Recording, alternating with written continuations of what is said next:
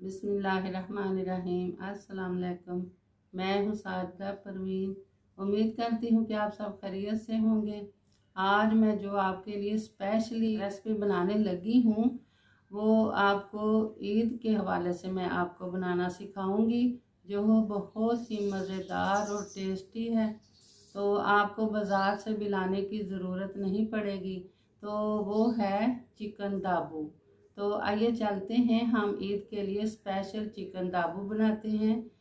Chicken दाबू बनाने के लिए मैंने 1 पाव दही लिया है और मैं ये 2 टीस्पून नमक के इसमें शामिल करूँगी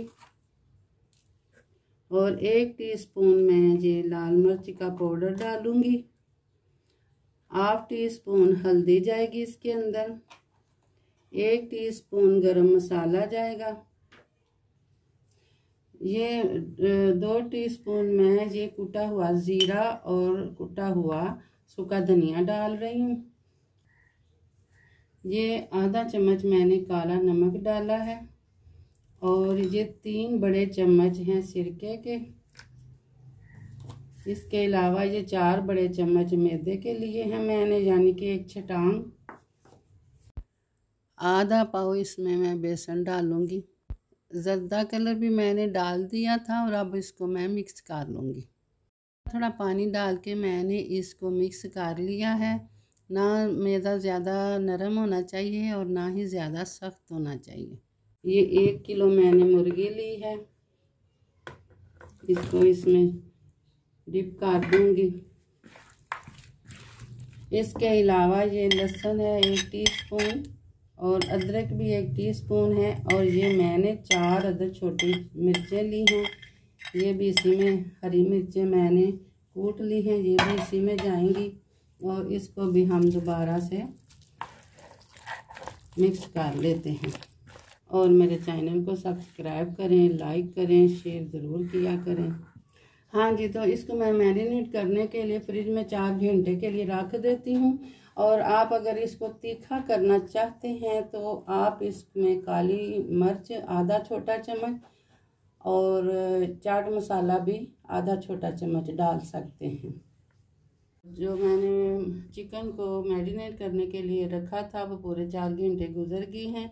अब मैंने चिकन दाबू बनाने के लिए ये सफ़ेद तिल ले हैं जो कि नानों के ऊपर लगाए जाते हैं और इसको हम थोड़ा थोड़ा करके इनके ऊपर तिल लगा लेंगे।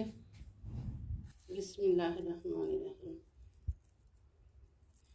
ये तिल लगाने से मज़ीद और इसकी खूबसूरती बढ़ जाती है। तो इसी तरह मैं सारी चिकन को ये तिल लगाती जाऊंगी और इनको अभी मैं रखूंगी। इसके बाद मैं इनको फ्राई करूंगी। ये चिकन दाबू हमारा बनकर तैयार हो गया है। तिल से वगैरह लग गए हैं। अब हम इसको करेंगे फ्राई। एक एक पीस करके मैं इसमें कढ़ाई में डालती जाती हूँ।